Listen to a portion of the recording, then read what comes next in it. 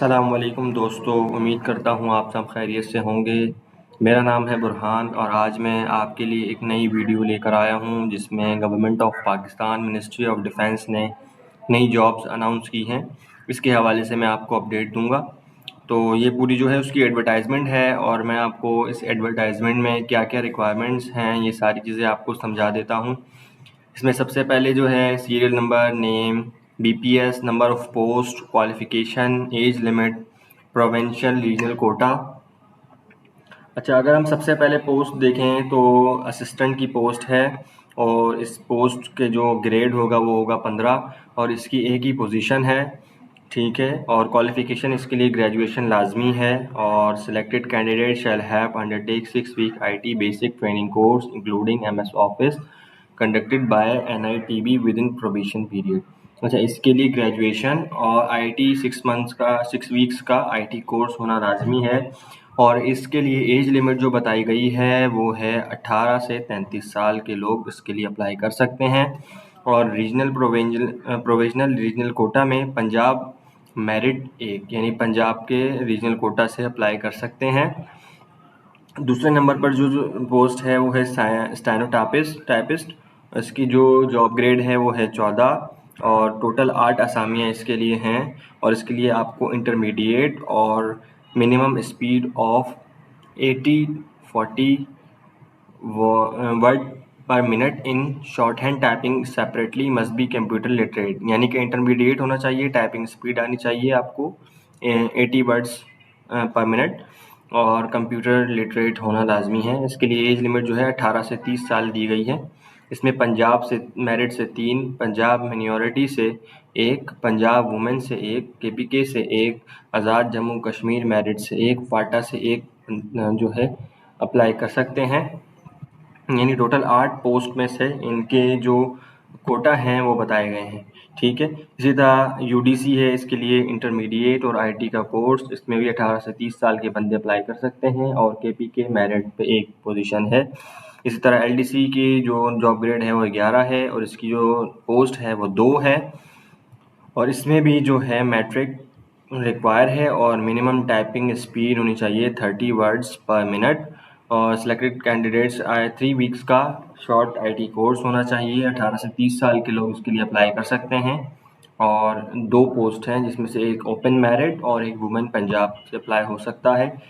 और 5th number पे नाइब कासिद है, इसकी एक पोजीशन है, इसका जॉब ग्रेड भी एक है और प्राइमरी अगर आप पास हैं तो इसके लिए अप्लाई कर सकते हैं। 18 से 30 साल की उम्र लाजमी है, इससे ज़्यादा ना हो।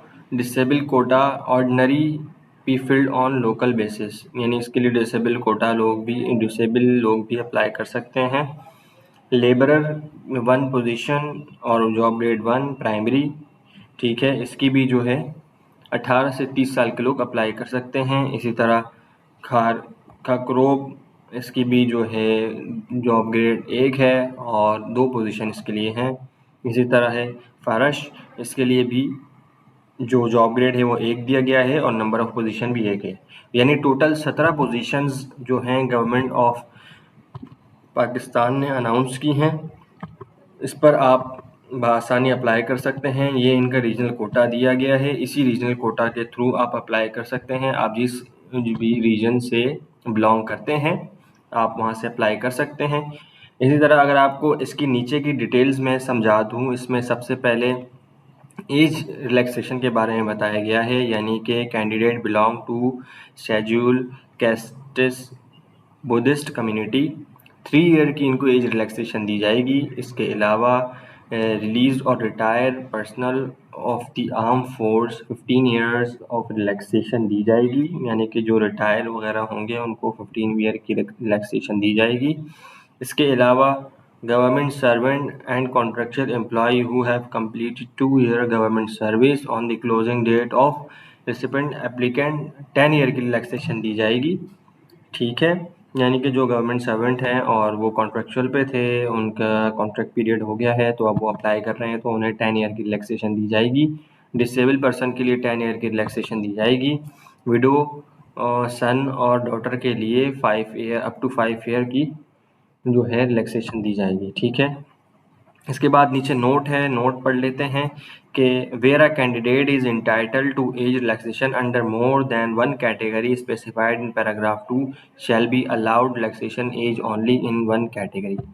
यानी कि अगर जो इस एज रिलैक्सेशन में आएगा, जो पैराग्राफ 2 में सारे एज रिलैक्सेशन मेंशन किए गए हैं, वो उसे को ही टेस्ट के लिए अलाउ किया जाएगा। इसके अलावा 2% disability quota will be observe as per rule. Disable person must have a certified from authorize organization, यानी कि जो डिसेबल के पे कोटा पे अप्लाई करेगा उसके पास सर्टिफिकेट होना लाजमी है।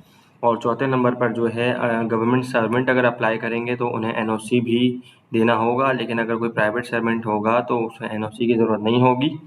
और इसके अलावा जो है मिनिस्ट्री रिज़र्व के पास राइट है कि वो इस रिक्रूटमेंट को कैंसिल भी कर सकते हैं, और इसके लिए कोई टीएडीए नहीं होगा।